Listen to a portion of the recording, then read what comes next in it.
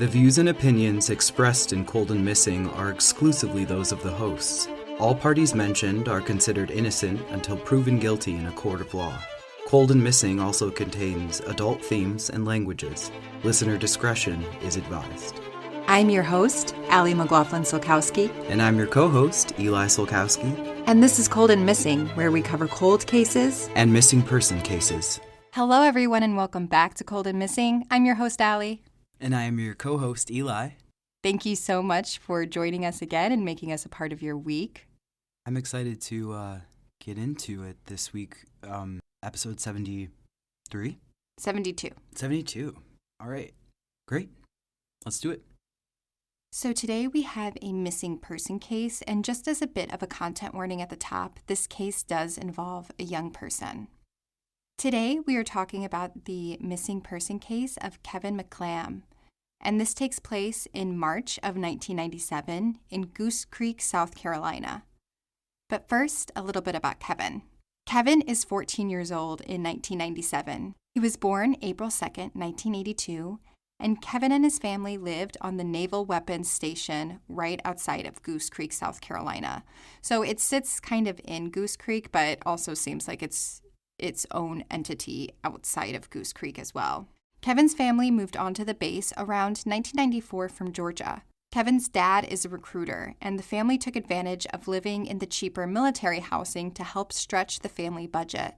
They lived in a 5-bedroom duplex, but as soon as Tracey, Kevin's mom, moved in, she started to second-guess their choice. The military base gave her a bad feeling, and it wasn't exactly the most child-friendly place for her 4 children. Kevin adjusted well to his new school and surroundings, however. His teachers didn't have a bad thing to say about him, and Kevin was well-liked and played basketball at Marrington Middle School. Kevin was strong in his convictions and wasn't one to give in to peer pressure. Kevin was athletic and had a good heart, according to his family. And now a timeline of events. On Saturday, March 29th, 1997, Tracey, that's Kevin's mom, went out to play bingo that night. On the way home, she stopped at Kmart to pick up some more candy for the Easter baskets, since the next day was Easter. Tracey gets home later, but Kevin and his younger sister are still up. They had been playing Super Mario Brothers in the den of the family duplex. The siblings and their mom talk for about an hour when Tracey and her daughter decide to go to bed. Kevin told his mom, quote, "I'm going to stay up for a while and play Nintendo," end quote. This is around 1 a.m. on Sunday, March 30th. So that Easter morning, when Tracey gets up to set the Easter baskets, she notices that Kevin is gone. Tracey prepares an Easter meal, and when Kevin doesn't show up to eat, she knows something is wrong. Kevin has never missed a meal in his life. Tracey begins searching for her son. She spends hours looking around the military base. There were no signs of struggle in the home or any signs of forced entry. After being unable to find her son, Tracey called the base commander for help. According to Tracey, the base commander was immediately mad that she would call him at his home. When that call ended, Tracey then phoned the chaplain, who said that he would get the black chaplain to the family who would, quote, "understand her better," end quote. That same day, in the late afternoon to the early evening, a father and son were taking an Easter bike ride when they saw someone, matching Kevin's description, walking along the road in boxers and tennis shoes. They said that he didn't seem panicked or under any stress. On Monday, March 31st, 1997, so this is the next day, base security waited a full day before beginning to search for Kevin. They write Kevin off as a runaway, even though he had no history of that, and there was nothing in the days leading up to his disappearance that would suggest he wanted to run away. It is believed that when Kevin went missing, he was wearing an Orlando Magic t-shirt or jersey, both have been reported, a striped long-sleeve shirt, and white pants. There was nothing else missing from his bedroom, which is another reason the family did not believe he ran away. On April 1st, so this is 2 days after Kevin's disappearance, and a day before his 15th birthday, his clothes are found. His shirt, jersey, or the t-shirt, were found along a dirt road near a construction site, not far from his home. I believe his pants were also found here as well. The clothes were found separated by 5 to 10 feet from each piece of clothing. His shoes and underwear were not amongst the clothing that was found. All of the clothes were spray painted. The clothes were not torn or in disarray outside of the spray paint. The clothes were also found in the same area where the witnesses, that father and son duo, will remember seeing a person walking in his boxers and shoes. And then from this time, it's not exactly clear what investigators do to find Kevin. It really is not covered in the media at all. The next big update we get is March 1998, so this is approaching the 1-year mark of Kevin's disappearance. And security officers on the base conduct a 2-day search through a woody and swampy area of the 1,700-acre base. There are around 140 searchers, and that includes divers and sniffer dogs, but no trace of Kevin is found. Officials in the case say they are no closer to solving the case a year later than they were the day Kevin was reported missing. Rumors circulate that the case was not given the seriousness that it should have because the McClams are Black. Tracey says, quote, "I never wanted to say that or think that, but I know it's a fact now," end quote. Tracey has become desperate in the search for her son. She spends hours every day since his disappearance looking for him. She even reached out to local psychics for help despite never believing in them before. Tracey racks her brain, but there were no signs that anything was wrong in Kevin's life. The only theory she can even guess at is that Kevin snuck out of the house and met up with friends when something horrible happened. Tracey talked to all of Kevin's friends, but they all denied seeing him that Easter Sunday. Tracey hopes that someone will come forward and say what they know about her son's disappearance. And then again, the case goes cold until May of 2005. So at this point, it's been 8 years since Kevin's disappearance. A local news station does a special report on Kevin. As a result of the case getting more attention, a very credible tip comes into the NCIS. NCIS stands for Naval Criminal Investigative Service. Once that tip comes in, the case changes from a missing person case to a homicide investigation. That following January of 2006, the NCIS hold a press conference at the basketball court where Kevin would often play basketball and one of the last places that Kevin was seen. NCIS Special Agent Stan Garland says, quote, "We know someone is lying. Someone knows more than what they're saying about Kevin's disappearance," end quote. The NCIS also say that they have new forensic evidence that shows that Kevin may have known his killer. The NCIS say that they are interviewing people of interest at that time. In October of 2006, so it has been over 9 years at this point, police bring cadaver dogs to search a 3,000 square foot area on the naval base. The special agent with the NCIS, John Nix Jr., said, quote, "We turned up several items of interest. Further investigation will determine if they are relevant or not," end quote. Searchers didn't unearth any human remains. That part they do make clear. But they did bring in a backhoe to excavate an area across the street from the basketball court that Kevin used to play at. Base security are hopeful that there are still some people in the area that would have information. Nix said, quote, "He still has friends here. The people that we're looking at, they still have friends here. We will get them eventually," end quote. A few months later, in December of 2006, police do name 2 suspects in Kevin's disappearance and what they believe is subsequent murder. The first person they name is Thomas McCardle, who was serving time in 2006 for a robbery charge. It's reported that while in their teenage years, McCardle and another man named Michael Moorcroft bragged about how they participated in the murder of Kevin. Later, Moorcroft will recant his statement and say that he was making the story up. Police say that there are 3 suspects altogether. The third person is never named by police.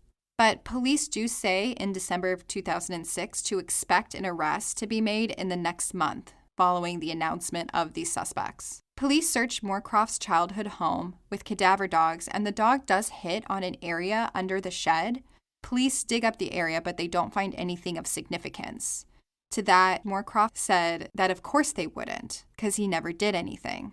But that is truly the last update that I could find on Kevin McClam. So it kind of ends with the police being very confident that they were going to have an arrest, but those arrests never come. But if you know anything about the disappearance of Kevin McClam in March of 1997, please call the Goose Creek Police at 803-572-4300, or you can report a tip to the NCIS online. And the sources for the timeline today come from the Atlanta Journal, the Times and Democrat, Post-Courier, WIS-10, the Doe Network, and the Charlie Project. So that is the case of Kevin McClam. I feel like usually when I'm listening to you tell me about a case for the first time, it's a bit of a slow washover of information, and my usual immediate emotional response is just like tremendous sadness. And I do feel that in this case, but I was kind of pacing around listening. I'm just like furious that I didn't know, that it was mishandled for numerous reasons, one of them being racism. I just want to ask you more questions. Is that all right? Mm-hmm. Can we circle back to the sighting of him in his underpants and shoes and that's it? Because my first reaction was, if that's a child walking around, I think I would be like, hey buddy, what are you doing? So between 2 p.m. and 7 p.m. on Easter Sunday in 1997, there's a father and son who are out riding a bike, and they see someone who matches the description of Kevin walking in his boxer shorts and tennis shoes, but that's it. And I did read in a couple spots that there may have been other people who also saw him, but this father and son, it seems like they were maybe the closest to him. So it's never confirmed if that is Kevin or not, but it is close to where his clothes are found 2 days later. So they found everything except his boxers and shoes, which led people to think that this could have been him, since that's all that he was wearing. I guess I question the adults who saw that child and maybe knew who he was and didn't say anything. That feels, I guess I don't like to point blame, but I don't understand what happened there. Yeah, when I was researching this case, I had a couple of theories. The first one is that maybe they just didn't know him. Goose Creek is a bigger town. It is made up of this military base for sure, but, there are a lot of people in the military base, people coming and going kind of constantly. So I did consider that maybe they just didn't know him at all. And then I also had to think about the adultification of Black children. And so, he's a 14-year-old teenage boy. And to some people, they would adultify him in their mind instantly. So they wouldn't see a child in his underwear walking down the street. They would see a man in his underwear walking down the street. So I think that could have also played a part in this as well. So I think between those two, somewhere lies the truth. And it might be a little bit of both, honestly. I guess I'd like to get into more of the suspects with the confessions. I'm sorry, I just heard it fresh, so would love just a little recap. Yeah, so it seems that Michael Moorcroft had been heard kind of bragging about participating in the murder of Kevin, that he didn't disappear, he was murdered. And implicated in this confession, I believe, kind of everything that I read, is Thomas McCardle as well. And there's also a third person that police say is a suspect, but is never named. So I don't know if he comes from this confession directly or not. But Moorcroft appears to have said some things that people later turned into the NCIS. And that is what kind of brought this spotlight over these two people. But it does seem like the NCIS was investigating them and talking to them for a while. They also bring in cadaver dogs to Moorcroft's childhood home. I believe his mother was still actually living there at the time. And there is a hit under the shed, but when they dig it up, nothing is found, nothing of any significance. And Moorcroft kind of points to this as saying that, of course they didn't find anything because I didn't do it. I made it up. It was just a story. That's where that kind of stands. But the two of them have been named as suspects by police, by the NCIS, but they've never been arrested for any crime related to Kevin McClam. A case can become a homicide investigation even if there is no body? Is that correct? Yeah, so it just kind of shifts how they investigate it. So we've seen this in other cases that we've covered where the person has been missing, but because of X, Y, or Z, they shift their investigation tactics to more of a homicide investigation. And that's how they look at it until proven otherwise. And it does seem, a question that I had is the NCIS later, they talk about that they have forensic evidence saying that Kevin could have known his killer. And I just couldn't exactly find what that forensic evidence is. It doesn't appear like they got into details at that press conference. They just said they have forensic evidence. So I don't know if that also is how, they got to their suspects that they eventually name, if that also plays a hand in this, as well as the confessions. But I would be very curious to know what that evidence is and where they got it from. I can only suspect that it's his clothing, since that's all we know that has been found of his. But that is something that I kept kind of returning to and rereading it because I wasn't sure that I was reading it right. But they say it was forensic evidence that shows that Kevin may have known his killer. So I just don't know what that is, frankly. Yeah, it's an ambiguous statement because we all know a lot of people. It just doesn't say anything, which again is frustrating, which makes me think about Tracey, his mother. To have the realization like midway through the investigation of this system is failing me, and like the case shifted from missing to homicide, and to know like I am being failed by this system because of X, Y, and Z, racism being the main component, and that I'm just so sorry.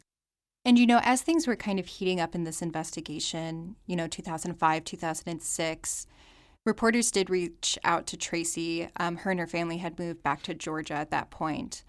But she said something along the lines of all they can do now is keep faith and keep their faith, which they've had this whole time. And they also mentioned that they did have faith in the investigators. So it's like they still are wanting to believe that they're going to get help, which is sad.